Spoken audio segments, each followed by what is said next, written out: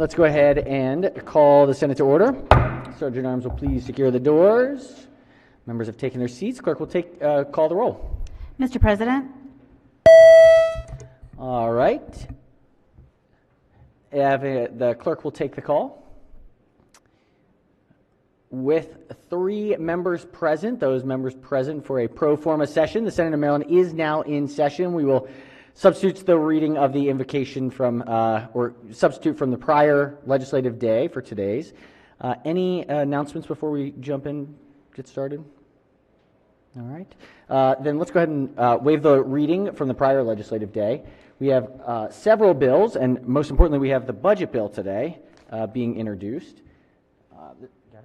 This is calendar number 9. Clerk will read the calendar.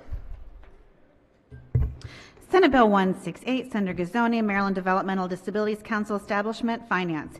Senate Bill 169, Senator Feldman, Commercial Law, Consumer Protection, Biometric Data Privacy, Finance.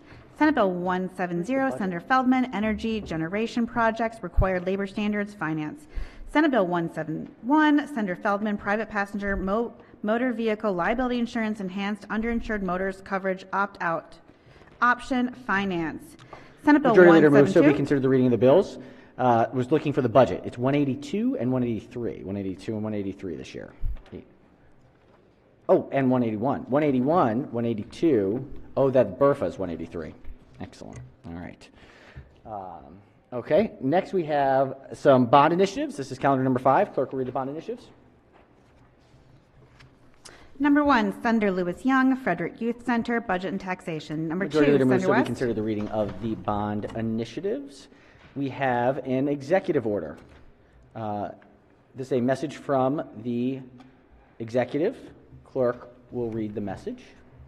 Executive Order, Reorganization of State Government, the Department of Service and Civic Innovation, submitted to the President of the Senate and the Speaker of the House of Delegates of Maryland, January 19, 2023. An executive order pursuant to Article 2, Section 24 of the Constitution of Maryland, an executive order concerning reorganization of state government, the Department of Service and Civic Innovation, for the purpose of establishing... Majority Leader moves so be considered the reading of the message. Message having been read is ordered journalized. This is the interesting executive order that is very, very limited in scope, where in the first, I believe it's how many days? The first 10 days of a new administration, a executive order can be entered and read across the desk in order to restructure government that otherwise would require a bill, but for a new administration within the first 10 days, an executive department can, or executive order can do it. And so now the Senate has the legislature has 50 days, is that right?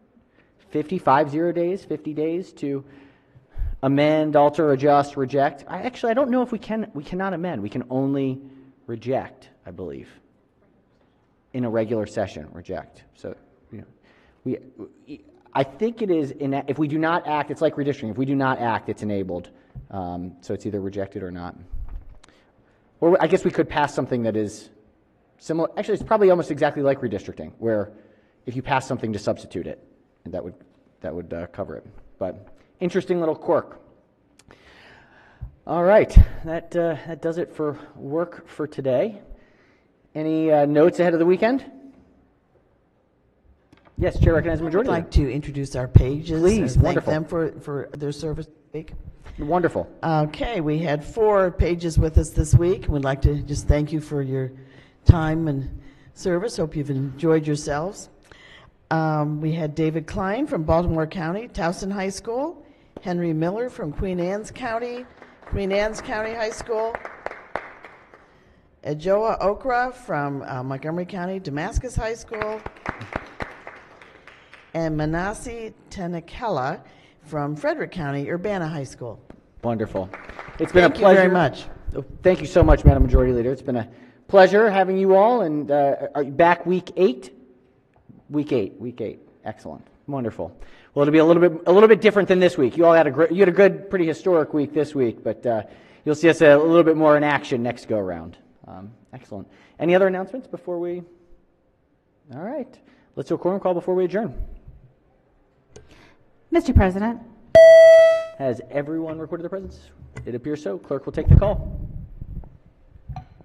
With 3 members in the chamber and a quorum being present for this pro forum session, the Senate of Maryland remains in session. Chair recognizes the Majority Leader. Thank you, Mr. President. I move the Senate of Maryland stand adjourned until Monday, January 23rd at 8 p.m. 8 p.m. Without objection, so ordered. Have a wonderful, wonderful weekend.